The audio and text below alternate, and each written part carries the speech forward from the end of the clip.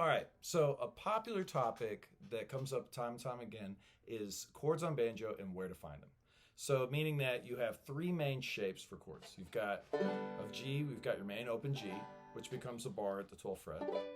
Okay, you have your G on the 3rd fret, which some call this the F shape, which we're going to call that form 1.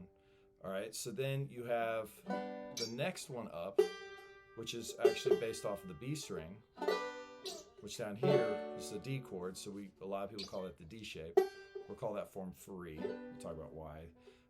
And then we go up to the 12th fret, which is the one I was talking about, and that's your form 2, right? So 1, 2, 3 is what I'm thinking about it. So the low string, a lot of banjo players, a lot of people in general, they look down at the lowest string. That's kind of the most important. So let's start there.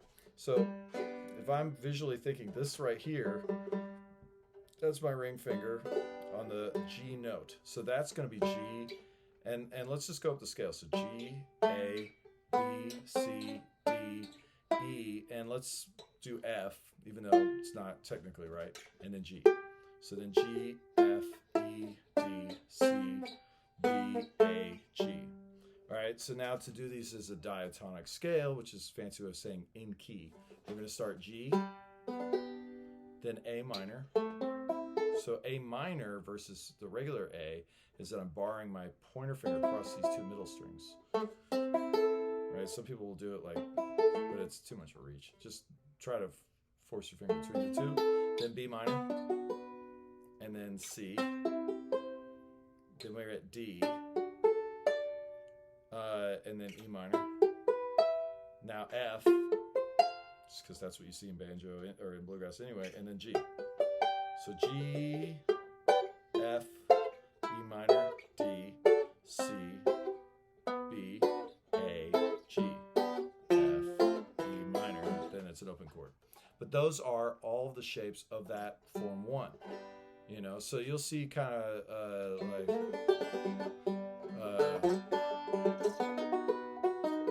right, you kind of do rolls.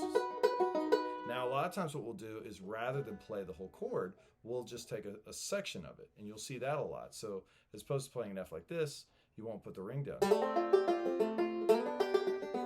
Right? So same thing, we're just not using that low D string because we don't need it.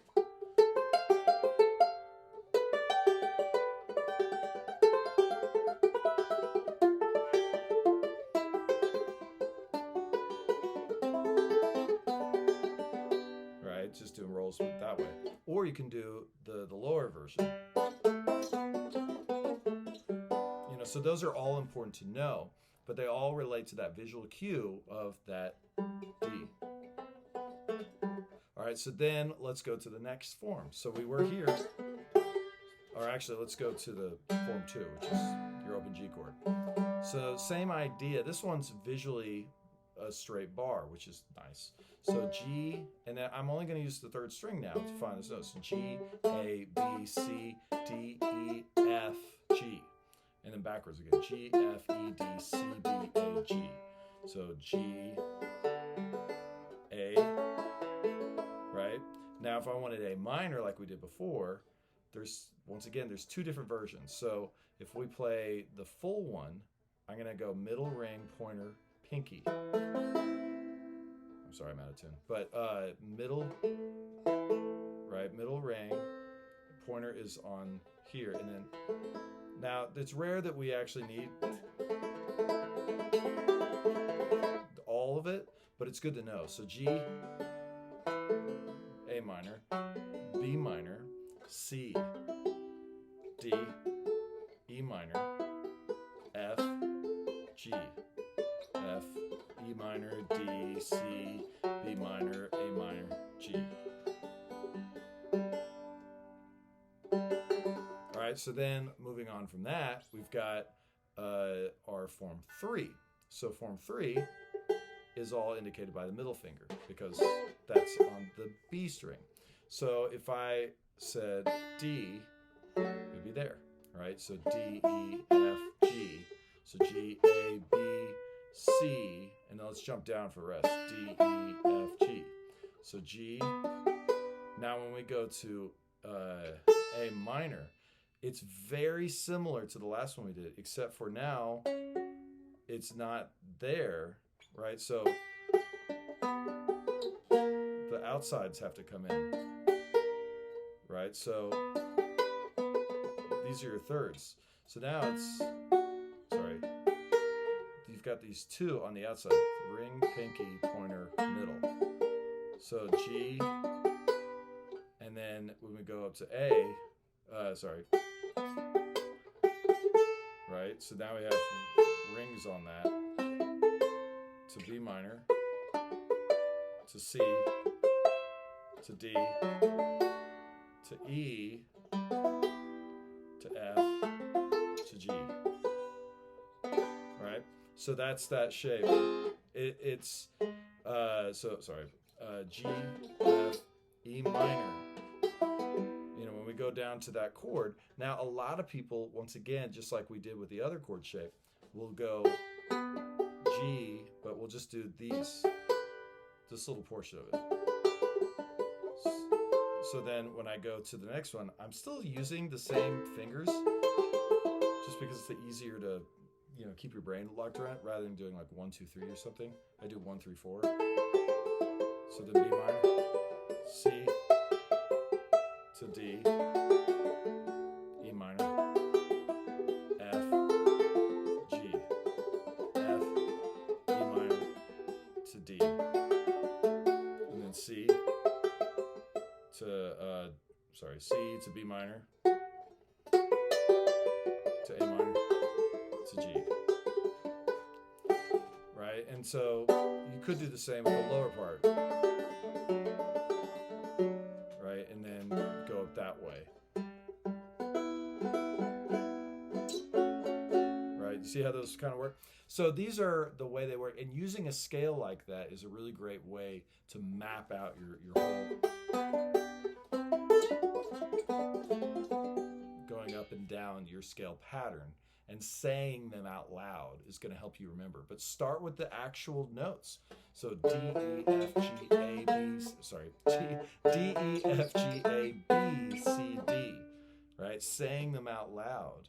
And then do things where you find a trio of chords. So G, C, and D is 1, 4, and 5.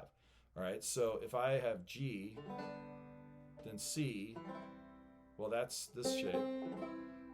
And then G to D, I can't go to the one behind it, so we'll go to the same one as C. And then G. So let's start here. So G, then C. Right, you can do pointer or ring to G. And then we're going to go to form 3, G. So it's G, C, D, G. All right, so then the next G is here. So it's going to be G, C is here. So, and then D is here. So it's, and then the way I'm doing it is how I want you to do it. You play the root, play the chord, say, so G, then C, then D, G.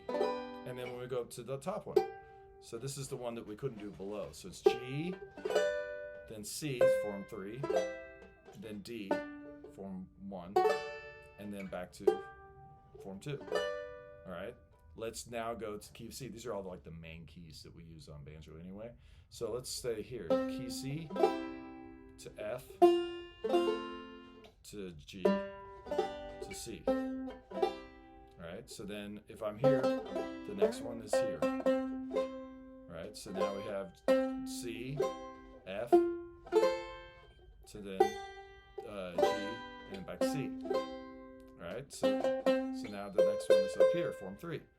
So C to F to G to C. That's right. So it just keeps going through the pattern. Let's finally do D. That's the other huge key that we use on banjo. All right, so D, G, A. So D to G to A to G. That's a D. So then next D up is here. So D to F. I'm saying it wrong. D, G, A. D to G to A, and then finally to D. D, G, A, D. All right, so then we go up to the next D, which is, right, so then D, G, right, so then A is going to have to be, right, so form 3, and then back to T, and then this is the same as the first one,